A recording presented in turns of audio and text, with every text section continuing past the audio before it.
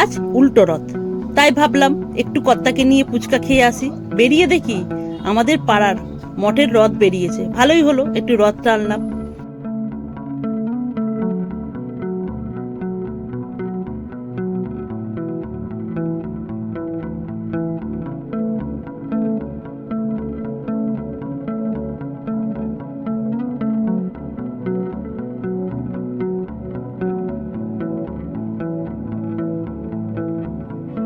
রথের মেলায় গিয়ে দেখি দুটো রথ একসঙ্গে পুজো হচ্ছে।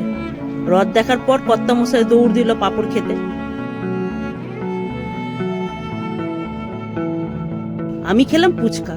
ফুচকা খেয়ে ঝাল লাগলো, তাই খেলাম আইসক্রিম। আমাদের উল্টো রথের মিনি ব্লগ এখানেই শেষ। যদি ভালো লেগে থাকে লাইক, সাবস্ক্রাইব, ফলো করে দিও। সবাই সুস্থ থাকো, ভালো থাকো।